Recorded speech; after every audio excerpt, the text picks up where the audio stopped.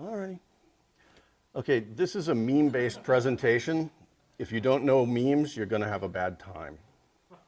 Every time you see a meme that you don't get, you should drink some of whatever is at hand. Where possible, I've left Origin in so that contributing people will get credit. Hopefully we get some site traffic from you people that don't know what memes are. God forbid you ever find Reddit. The traditional disclaimer stuff. I am not a lawyer. I am not an accountant. I am a hacker, consultant, security person. So any advice you take from me about financial or legal matter, you do so at your own risk and under my recommendation that you actually seek professional help before investing any of your own money. My company doesn't recommend any of this stuff. This is all on me. Blah, blah, blah. If the feds come knocking on your door, it's your own damn fault. I am knowledgeable, but not an expert. Everybody's unique. While my company has been going for 3 years, and I know a lot of this stuff from more work beyond that, there's lots of consultants I would personally love to talk to. I've been trying to do this presentation for a while, ever since I spun up my own company and started to get serious about stuff. I've been a consultant on the side for like 20 years, but that's all fun and games type consulting, which some of you may be into or may want to get into. The more serious stuff is like anything that we do. Once you get into the game, you start to see different angles of it that are a lot more interesting. But I still don't know everything. This is contact stuff. The only thing that's contact worthy on there is the Twitter feed, which I could give a shit about. If you want to get in contact with me, you can reach me at digitaltrustllc.com. That's hello, internet. Fuck you very much. Come by the booth and I'll show it to you. Give you a card. What, like 7 people watch my stuff anyway, so.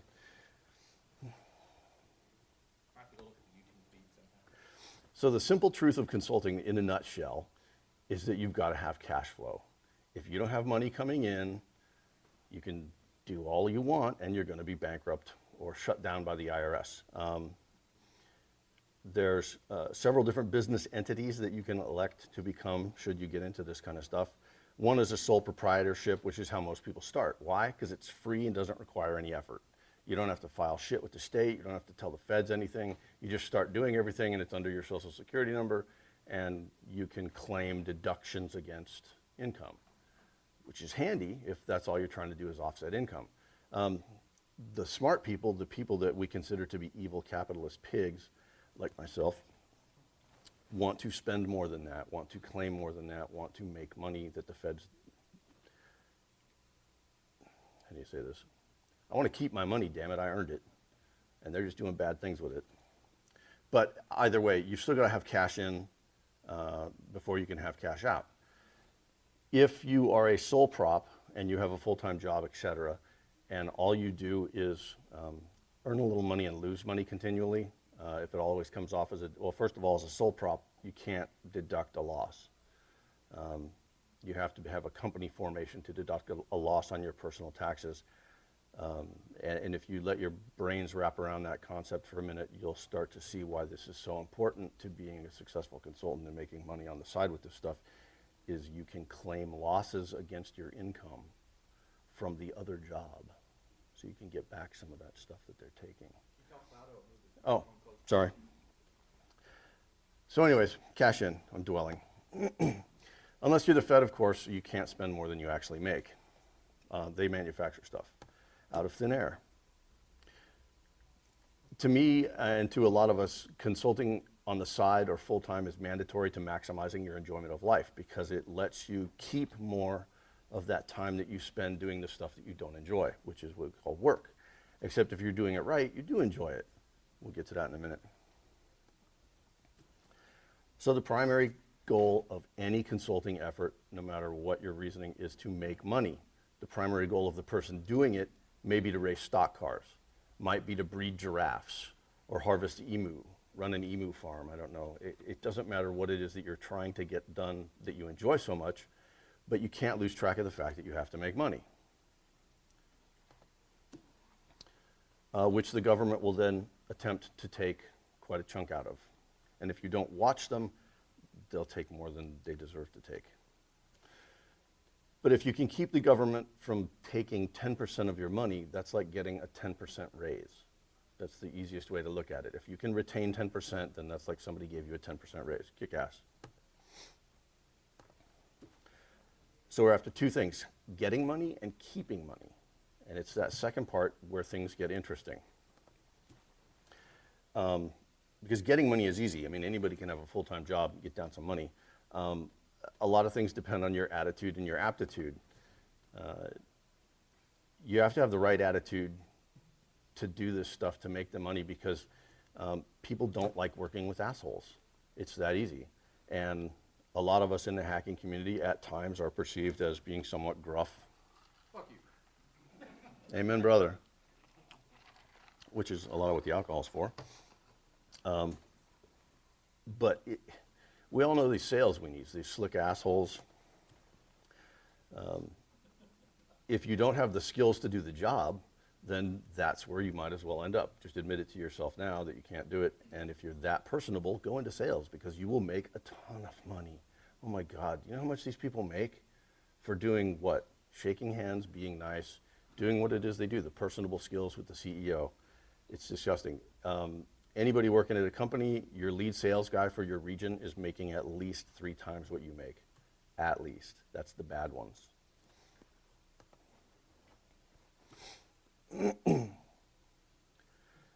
But if you've got some balance, even if you're an ADHD douchebag like myself, if you can smile and get the job done, you will actually find accounts, you will make money, you will make friends, you will be rich and successful.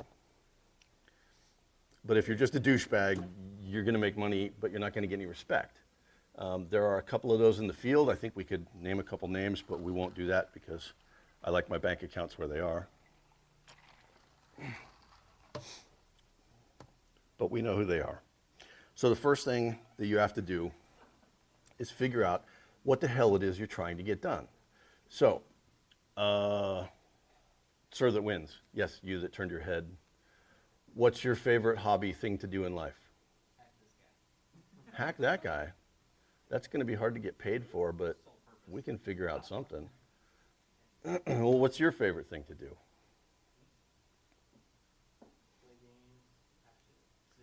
Anybody fapping? No? Okay. Oh, you? Yeah? Well, actually, mine is to crush my enemies and see them driven before me and hear the lamentations of the women. Trample the weak, hurdle the dead? Okay, that will too. Playing guitar, man. Playing guitar. So, playing guitar is good. I play at guitar. I suck. Like lockpicking, I suck at that too. Thank God I can run a business or I'd be in deep shit. Anybody else like to race cars maybe? Because there's a few of us. Play with guns and ammo? Yes. Yeah? All right, well, let me lay this bombshell on you. I go through about 20,000 rounds of ammo a year. I write it all off. I write off every trip to an IDPA shoot. I write off my team's trip to IDPA shoots, our registrations. I figured out this year how to write off the guns. And that took some action. That took some thinking.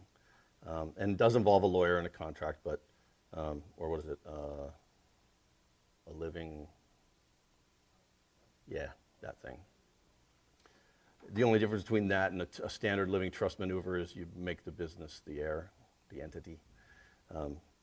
So back to the conversation here. So once you know what you want to do, then it's just a matter of figuring out how to get paid to work in that field. And in a lot of times, like say auto racing, say you're a NASCAR bug and you want to work in NASCAR, you're never going to be a driver. You're mechanically incompetent, so they're not going to let you work on cars. And you couldn't go over a pit wall any faster than a snail. But you still want to be down there smelling the fumes, watching the colors and the left-hand turns. How are you going to do that? Well, all of those guys use wireless. And what do we know about wireless? There's money in it. So you can make a lot of money doing security, working for NASCAR, if you can get it in, which brings us back to the whole don't be a douchebag.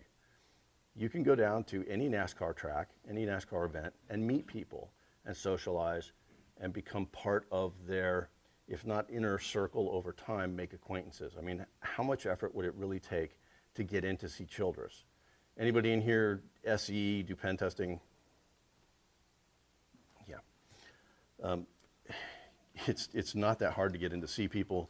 or to at least find their email address on the internet, their real email address,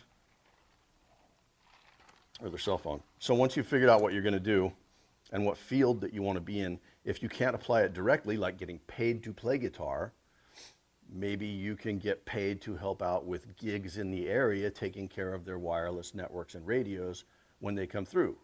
Maybe you can become the designated go-to guy for this concert series anytime they come to your venue. They all call you.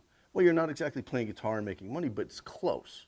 You're still enjoying it, and you can theoretically start writing off things like guitars and strings, and it's mostly a matter of applying yourself to the creative thinking. The biggest rule in all of this is whenever I have to spend any money or whenever I want to spend any money, the first thing that goes through my head is, how can I write this off? How can I relate this back to the business? And if I can't, then I ask myself, do I really want to do that? Because it should be something I like.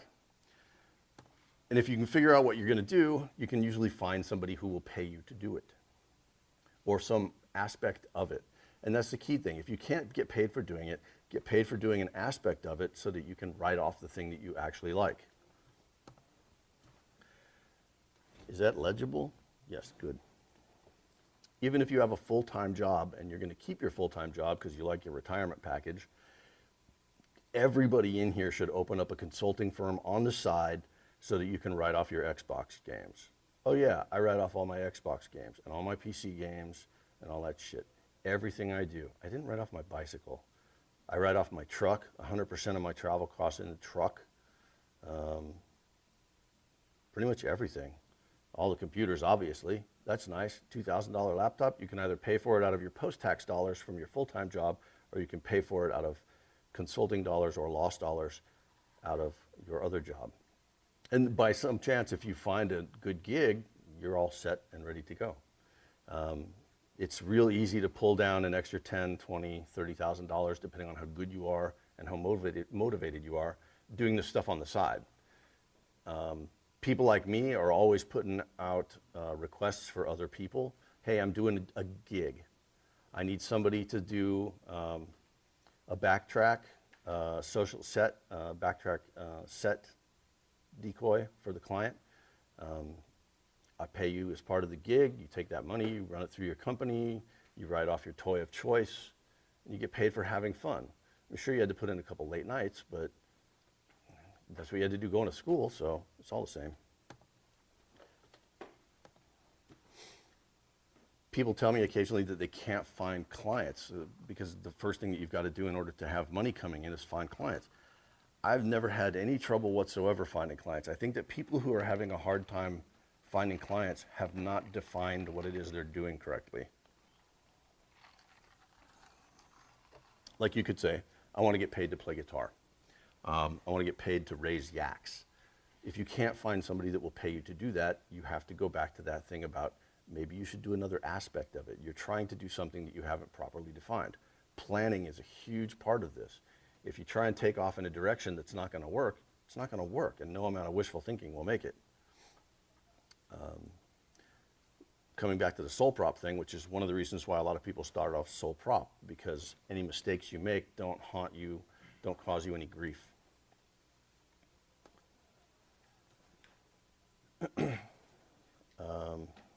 That's actually something I already said, sorry. The other angle is talking to people about the business. If you're going to be doing stuff like this, don't do it in a vacuum. You can't learn a lot of the stuff that I've learned on the internet. It's not there in the right form. We'll talk about shysters in a little bit, but the forms that you will find most useful are what you're going to learn from people that you sit down in a bar and have a conversation with. When I talk to, I don't want to name drop stuff, so when I talk to so-and-so, the name, and we have a great conversation about what he's doing and where he's going with his business, I'm learning from that. And those people can give you an immense jump on how to do this stuff. So seek out people in the field that have already succeeded because they've already succeeded. They know how it works. The other thing is people who are also doing it, they will have valuable insight as well. Don't take anything anybody tells you for granted, though. You can go down a bad path because not everything works for everybody and every situation is unique. And of course, one of my favorite ways of hanging out and having fun and meeting people. I don't know that I've gotten any jobs from any of these things, but I've gotten a lot of friends and a lot of invites, and I've used people that I found at these things. I've picked up consultants from B-Sides and subcontracted with people from Shmoo. This one here, a lot less so, but yes, sir. I will say that I've gotten a job because of going to conferences, and even though I'm sure. shit next to a lot of my coworkers, I speak at so many conferences that I think that was the large part that got me hired. Mm-hmm. People knew who I was, and that, you know, even if you don't know a whole lot, if you speak in enough places and people know you, it goes a long way. It does, and I'll give you an example of how this works. Who's married with kids? What's the most expensive trip you're going to take? Disney World. Fucking Disney World, man. What happens down next door to Disney World that most of us will attend at one point or another? ABN is out in Las Vegas. That's pathetic. That's so corporate. I expect more from you. Sands training. Sands training, which unfortunately is expensive. But hey, somebody's got to put those kids through college. You can do this one of two ways. You can take your employer's money and go down to Sands and attend your Disney World thing, or you can pay for it out of your own pocket and write off the trip as a business trip. There's angles in there. You can't just blatantly write off the entire family's trip to Orlando, but you can write off yours, and you can write off half the meals. It's called Meals and Entertainment. It's a 50% claim, and the government allows that. Never had any troubles. You can't claim your wife's ticket. Can you claim your entry fee into the park? Guesses? Of course you can. You can always claim something. You just have to have a good enough reason, which is why you have a blog on the side and you talk about the shitty security at Thunder Mountain and how you walked into that door that said employees only and saw those neat controls on the wall and then pressed that switch and there was that horrible rending sound and got the hell out. Which kind of sidetracks into insurance, but we're going to cover that. So everything is a tax write-off. That's the first thing is, okay, I'm going to write this off. How do I do it? Romney thinks he's sharp, man. I show that guy a thing or two. These guys, pardon my French, watch out for the motherfucking shysters. These guys are everywhere. Goddamn snake oil salesmen are like a plague on mankind. People that can't do shit. Well, oh, you want an example? This presentation and the material in it will make its way into a shyster's, not pocket, presentation portfolio and be for sale for like $7.95 or $8.95 on one of the shyster push channels that ever shows up in Twitter, because that's all they do is steal other people's crap and then market it as their own. When you start up a business, not so much the sole prop, but once you fill out a form of some type, you have now committed a publicly visible activity. Every shyster on the planet is going to start coming after you. If you register for a tax ID, that's public. God help you if you attempt to trademark or service mark something. We trademarked digital trust this year, and I cannot believe the amount of mail I got from companies saying, hi, we're with the registration department for trademarking, and you owe us $2,500 or $3,000 or $10,000. And the way this works is they send this to everybody that registered a trademark, and 2 or 3 of them will pay for it, and that covers the entire mailing program. Plus, you know, a handsome profit, because people are stupid. We're not stupid, we're ignorant, we don't know. You get something, it looks like it's from the government, who are you to say? There's a company in Philadelphia it's in New Jersey, that's been bugging me for 8 months now to disclose some of my insurance data. And my employees, I don't think so. I don't see anything on here that says you're going to take me to court if I don't tell you, so why the hell would I tell you? But you have to, it's the law. Show me the law, bitch. Having that sort of skepticism is the only thing that saves a lot of us, because if you go and blow one of these things, you become a bigger target for these people, and it only takes losing a little bit of money when you're a small company to really fuck up your bottom line. And that sucks, because then you've got to shut down and you've got to wait to recover your finances, and then you've got to start over again, and then you've probably got a bad taste in your mouth and you don't want to do it again, and you go back to being an employee and you die miserable working for somebody else. So I think there should be a tag on these guys, maybe a hunting season. I'm thinking 3 or 4 a piece per year. Anytime, any place. Sorry about discharging my firearm in public, but he was a scumbag. It starts when you file public stuff. It starts when you ask for help with a logo. It starts when you open a website. These people come out of the woodwork. They're horrible, horrible human beings. I hope they all die and burn in hell. So why do we work?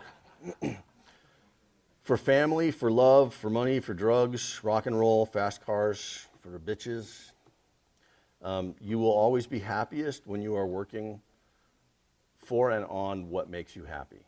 A lot of us programmer types will code anything. We don't care. The beauty of it is in the code. It's like music. I love to code. 40-hour, 50-hour stretches.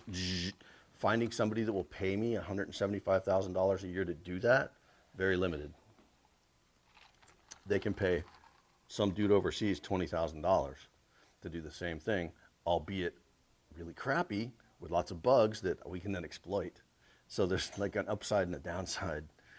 It doesn't really matter. If kittens are your thing, you can do stuff with pet stores and cats. It's unlimited how this applies. But the big secret to all of this is spend your moolah on the stuff that makes you happy and figure out how to tie that to the business.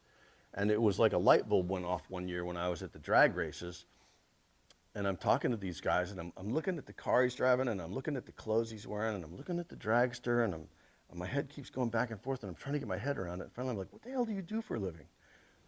I'm a contractor, like construction contractor. I'm like, well, you're not pulling down $200,000. How the hell did you afford that rail? Well, it's a business advertising and marketing expense. Every spare cent I have goes into that. That's his passion. That's what he likes. I hope the kids get to go to college, but the point of the thing is there's all kinds of people out there doing this already. This is nothing new. This is how you get the job done. This is the secret that nobody ever tells you when you're in school, mostly because you're young and ignorant and can't do this just yet, and you should go work for somebody. But once you have enough experience or have sought enough knowledge from people that have it, there's no reason for you to work for somebody else. Contracting is the fucking bomb. It's awesome. Yeah, I have to pay for all this shit myself. I have to do all of the paperwork myself and my books and stuff like that. God, I get to decide what jobs I take, who I work with, when I work.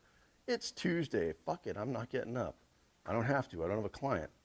The downside is if you don't get up and you do have a client, you won't have them for long. And if you don't have any clients, there goes that cash flow. And now you're back to looking for a job. One of the original ways that I got into this was I married a woman. Anybody else here like women? Married a woman? What do women like? Shiny shit. Lots of shiny shit. I was raised a poor youth in the suburbs and went to boys club, and the first time we went to buy a piece of jewelry, having been through metal shop and boys club and stuff like that, I looked at that, did the mental calculations in my head about how much gold was there. 14 karat is 55% gold. Gold at the time was $300 per ounce. It was about a quarter ounce altogether, which meant 75, about $40 worth of gold. And there was a big colorful stone on top, which I happen to know is a common stone on the planet and shouldn't be worth more than $5. It was a half-carat sapphire. Didn't know that at the time, but knew for a fact that it was a common stone, and they're not that hard to get at the right price if you know what you're doing. Looked at the price tag, looked at her, and went, oh, God, I'm doomed. Bought the ring, went home, enrolled in a class on how to make jewelry. And I started a jewelry business, which we ran for about 6 years until we decided that we had had enough of that and closed it up. Best decision I ever made in that particular case, especially when I asked her to marry her and she said, I want that one. Oh, God. If I didn't have to pay wholesale for that, I'd have been ruined. But worth every penny. And we're still in the business, kinda, so we can still buy the stuff. Anyways, that's one of those things where need creates motivation. So while you might not be able to do directly what you want to do, you might get to do something indirectly. You might want to get paid to play Magic the Gathering tournaments. Unfortunately, you suck at strategy. Run tournaments. Then it's almost like getting paid. You can play in the tournament, it's covered, and you get paid for it essentially. Back to the vacation thing. Once the kid has moved out of town and is off on his own, and you and the wife want to go take a nice romantic vacation someplace, say Italy or Germany, because I'm thinking of Germany. The reason I bring that up is, did you know that there's no B-sides Germany? Which is odd. I mean, the Germans have a very strong hacker culture. I've experienced it firsthand a couple different times. You would think that they would have that. The only cons that I could find in Germany are rather psychedelic. I don't want to go that. So how am I going to get to Germany, get to see Germany, get to take the wife along, and claim that as a business expense? I'm going to organize B-Sides Germany. I will call somebody over there. We will make contact. We will do that social thing where I am not a douchebag, and we will set up a con over there, and I don't care if it's just the two of us. It's a fucking con, and I'm writing it off. That's all that matters. Once you start to expense this stuff, things will start popping out like, wow, I didn't realize that I'd be able to write that off. That's pretty cool. I decided 3 years ago that I was sick of sitting in a tree at sub-zero weather and waiting for Bambi to walk by just so I could feed myself. So I bought a crossbow, which is just a shopping tool. There's no art in it. Anybody who hunts and says that there's some artistry or mystery to it is either really bad at what they do or lying to themselves. You're shopping. Unless you go after a boar with a knife, it's not sport. How the hell am I going to write off a crossbow as a security consulting business? That took some thought. I wonder if I could use it to put cameras on top of trees, or put cameras on top of buildings, or shoot lines across voids between buildings, because we do physical pen testing. I don't see why not. Ta-da! Tax deductible. I only took 50% because, let's face it, I am going to hunt with it. But that's 50% that I didn't get before. That's $300 I got to keep instead of being turned into, I don't know, a bomb to drop on brown people. Beats the hell out of it for me. The other thing is little things like $5 coffee receipts that add up. You don't have to have a receipt for anything under $25. I keep all my receipts, every single one. I don't care if it was 27 cents. I get them, they get logged, they get taken. You add these things up over time though, $5 coffee, 5 days a week at Starbucks. And the funny thing is that the self-help people have this as an antithesis. You're in debt and you need to get out of debt. The first thing you need to do is cut out your lattes. That first thing you need to do is figure out how to deduct your lattes, and that way you don't have to worry about it. It adds up to like, what? If you have 200 drinks a year and you deduct that instead, that's like you just got handed enough money to take a cruise with your wife down to Barbados. That's a lot of coffee. That's worth it. Or you could not save it and pay off some debt with money that you already paid tax on. It's really up to you. I like keeping my money. Let's see, crossbow, sole prop, 9 to 5, yeah, those things. That's it for that slide. Okay. Expenses are the biggest thing that we're talking about here. They're huge. You have to plan for them ahead of time.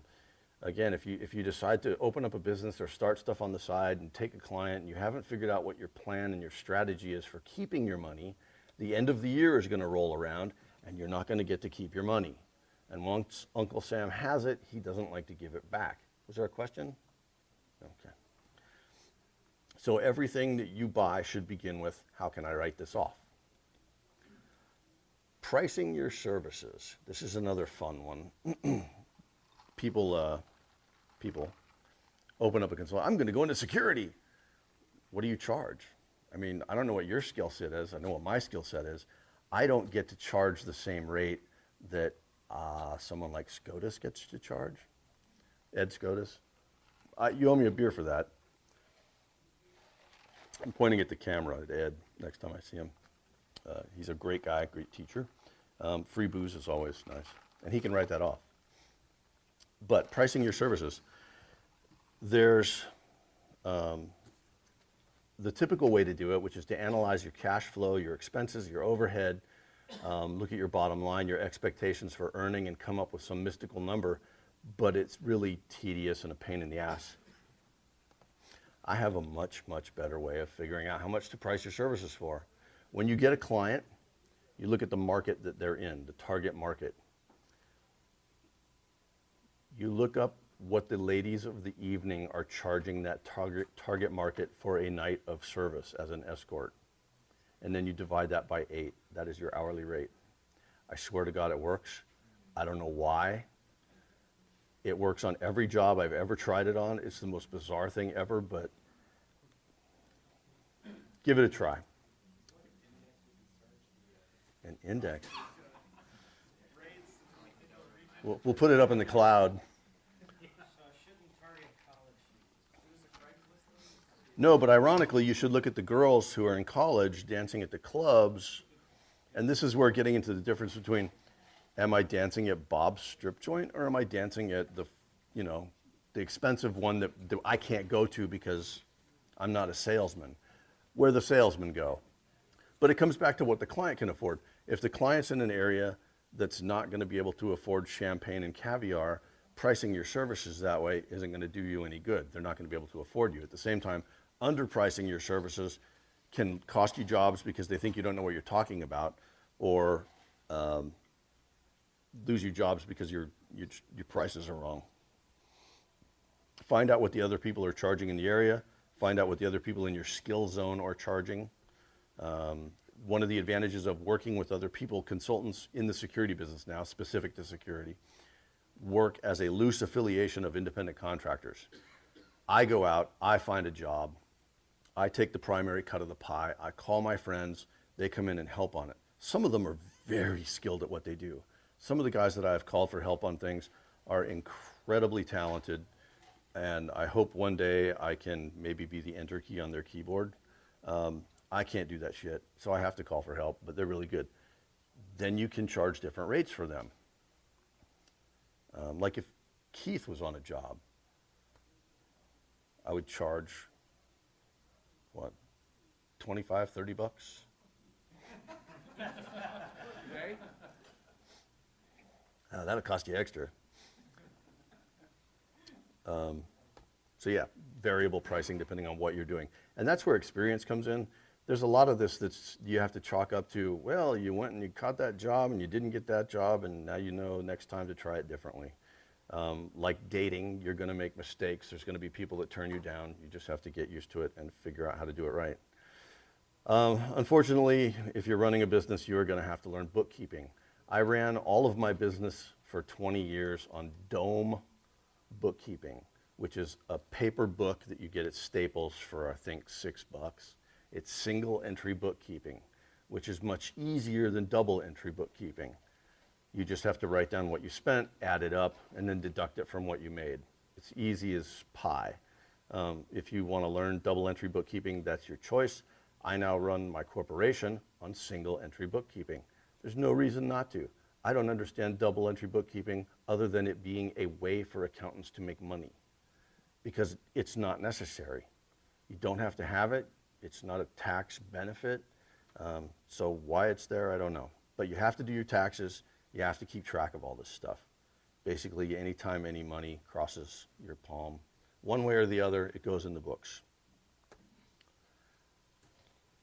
Federal taxes take the most out of what you do, but local taxes will cause you the most problems, especially if you're crossing state lines, but sometimes even if you're crossing county lines. I won't hire people who live in certain states in my area because paying them across that state boundary sucks. I have to jump through so many hoops as an employer and pay so many more crazy fees and taxes and report to different agencies. It's just not worth it. I don't care how much talent you have. I'm not hiring you. Is that discrimination against people from that state? Yeah. Do I care? Not a bit. Sue me. Local taxes cause the most problems. you'll get a call from somebody down at your local township, and they'll be like, yeah, we noticed you've been in business for a while and you haven't paid this particular weird-ass tax. You'll be like, I didn't even know you guys existed, because there's nobody giving you a briefing on what it is you're supposed to do. Again, comes back to talking to people who are already in the business in the area doing what you're doing that can let you in on these little things. If you have an accountant for your business, they should be telling you you have to pay these things. If you end up paying payroll, they'll be telling you most of these things. And this is how you know that local taxes suck. The Paychex payroll company refuses to deal with most local taxes just because it's just such a tedious pain in the butt. The good news is there's also not a lot of penalties for screwing it up. I didn't pay, I forget what damn tax it was, for 2 years, and they're like, you owe us back taxes. I'm like, all right, this is gonna suck, what do I owe you? Well, add it all up and add 1% per month per year. I'm like, so I owe you $42 instead of $22? All right. It's like almost not even worth it for me to try, except that you get hate mail from them, so I'll pay it every 3 years.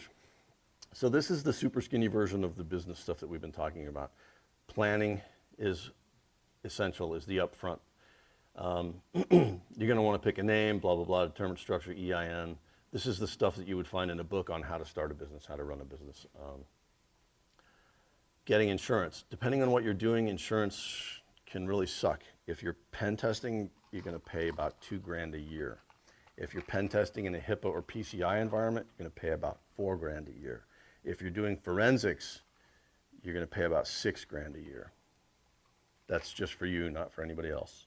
And you all have to have insurance, which is why working with independent contractors is so handy, because I don't have to pay for their insurance. They've already got it since they're part of the family.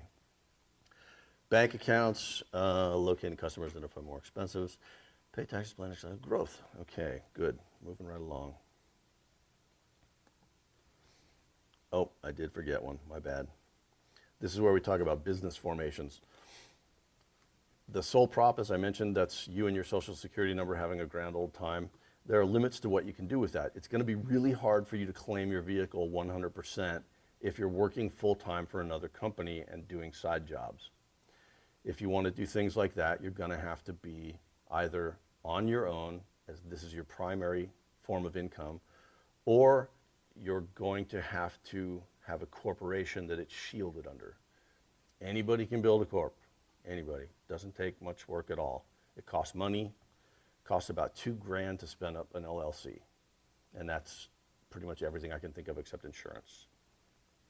The corp is important for protection, especially if you have a family, if you have children, if you like the shit that you own already and want to hang on to it when you make a terrible mistake. You want to shield your business with an LLC or a full corporation, depending on how much you do. So this is like a path that we go down as consultants.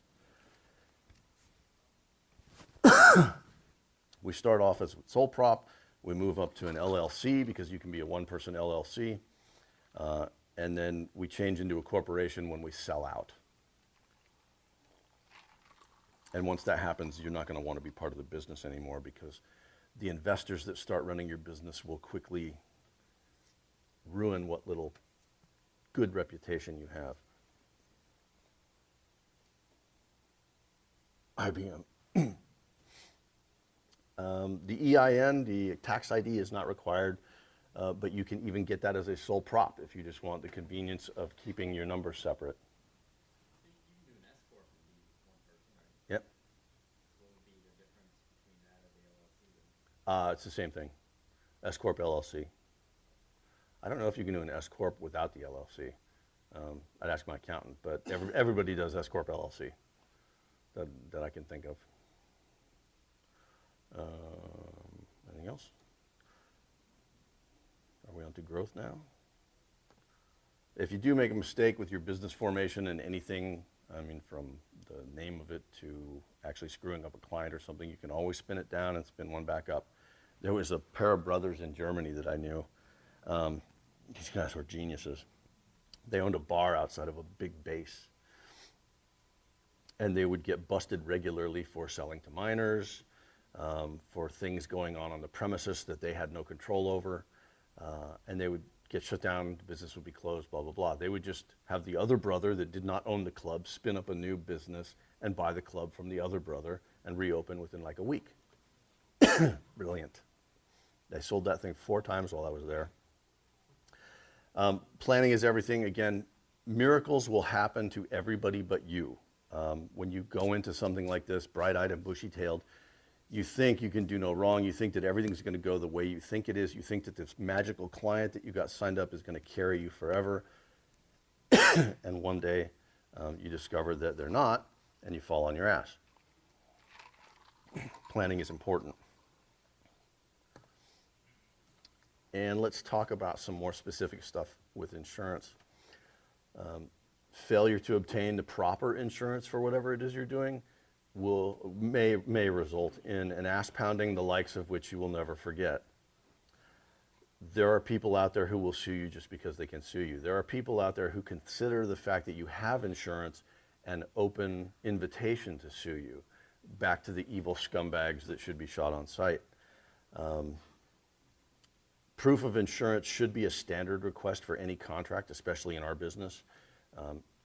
If you're dealing with a client that's not asking you for proof of insurance, that should be a good sign that you're dealing with somebody who doesn't know what they're asking, and you have an opportunity there to educate them about a whole spectrum of things having to do with information security.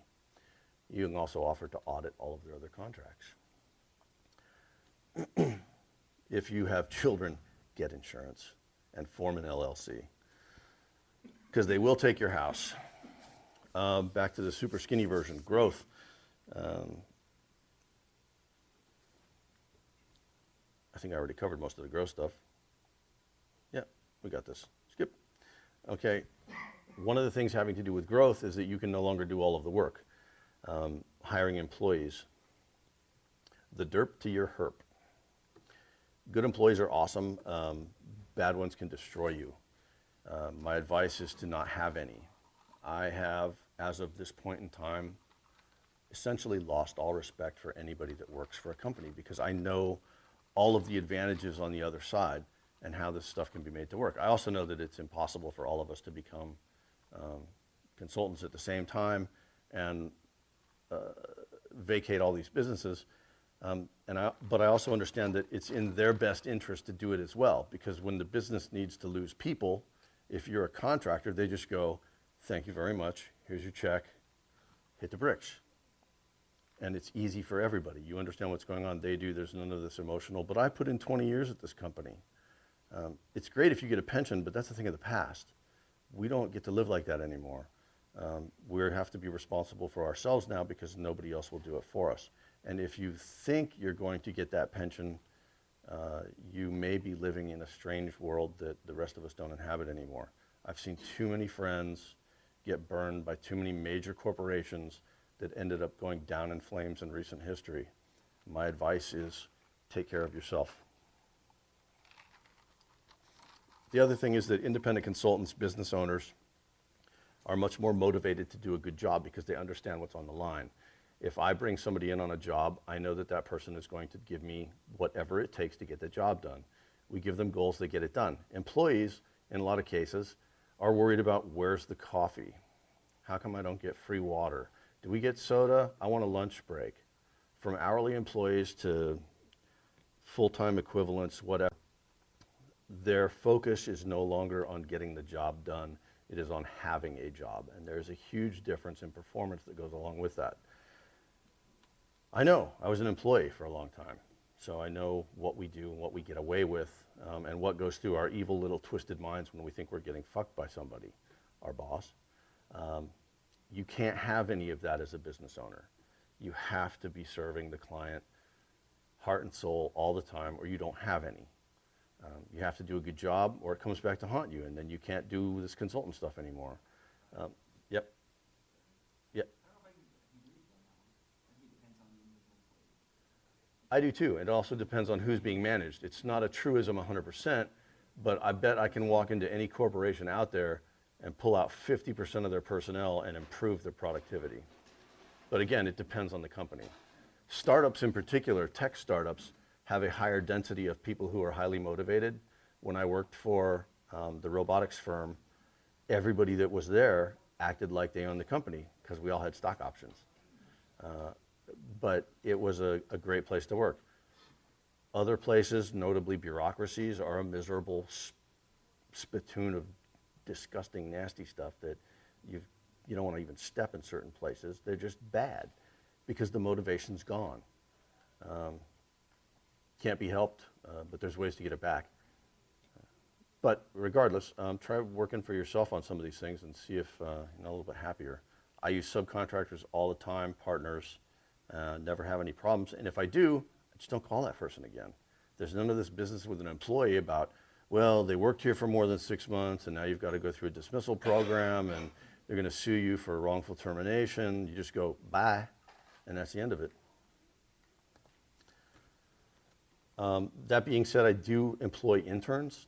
I have a very formal intern program where people come through a certain period of time, they do certain things.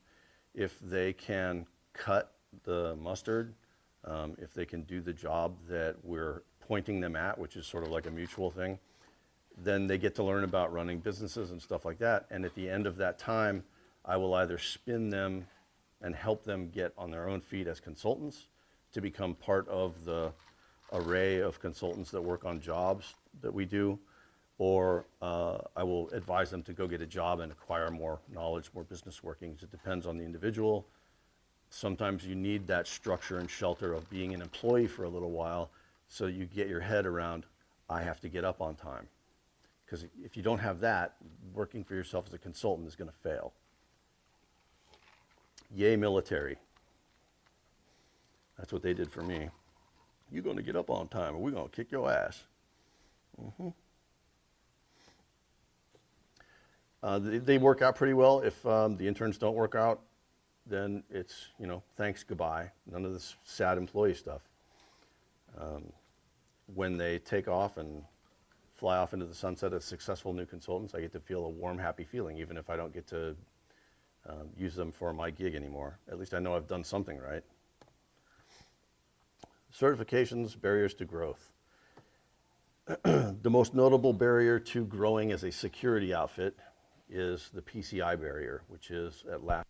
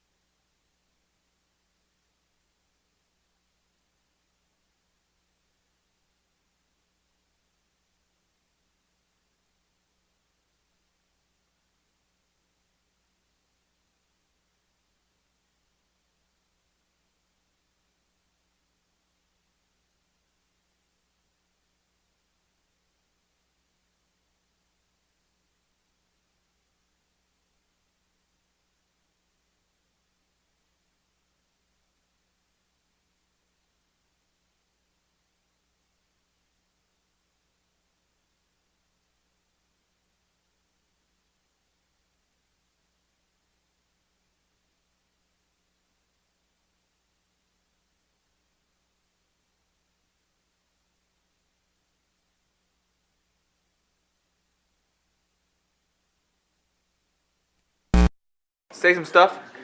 You lost your clip. Oh yeah. Brian, say some stuff. Testing 1, 2, 3. And just talk loud. Oh, okay. Rob, here, give me some more battery. Clip here for you. I'll put the clip here. We're just going off mic right now. We're going off the microphone in the camera. You can adjust it in post. Some, but yeah.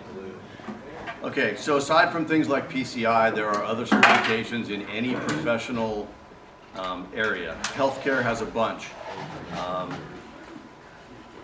Project management has some. Just wait for the mic now.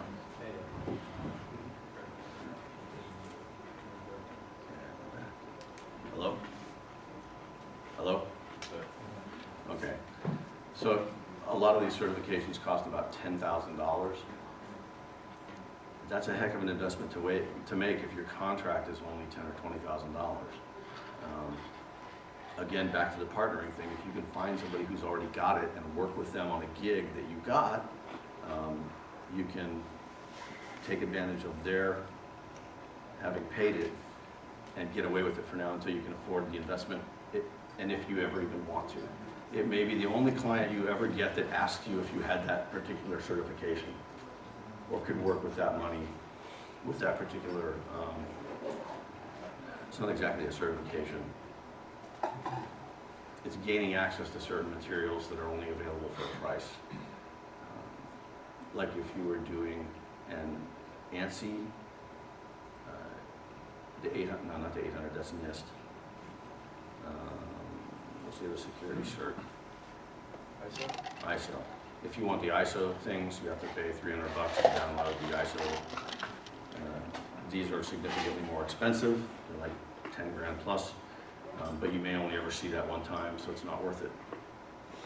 On the other hand, you can also capitalize on that and do that as a business venture. Oh, man, I never started the clock. Where are we?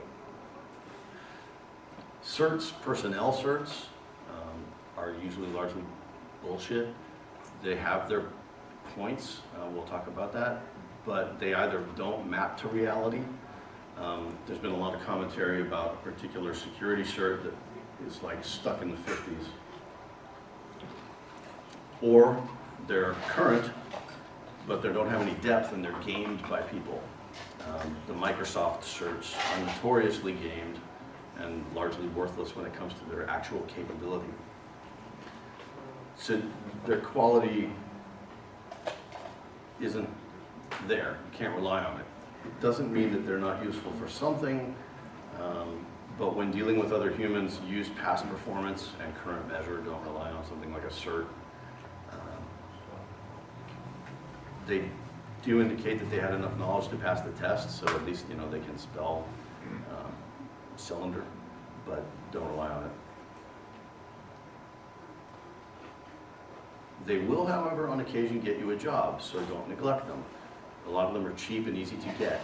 You don't have to sleep, or you don't have to study for it. You can basically sleep through the test, still pass, still hold the cert. Yay, you have a cert. And you'll get jobs where they're like, hey, if you don't have this cert, we're not even going to talk to you. All right, then, whatever.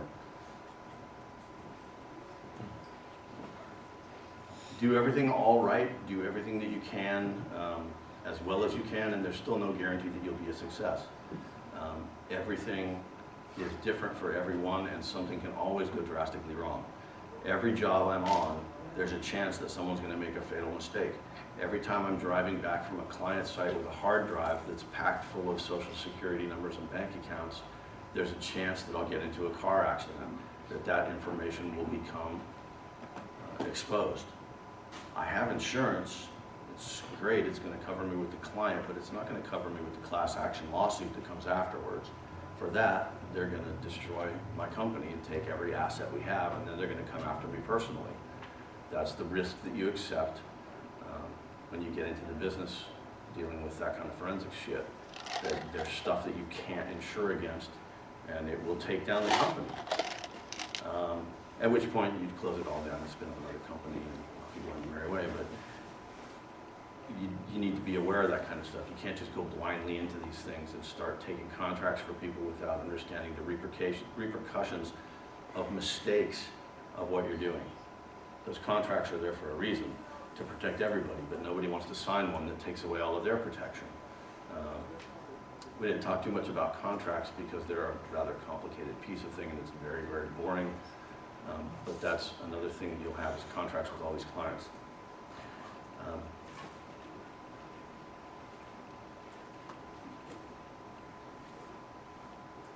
Any questions?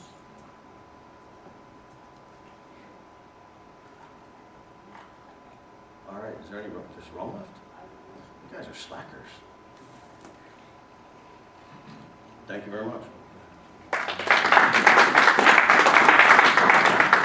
Let me ask another question. Is anybody going to make use of any of that? Oh, that's cool.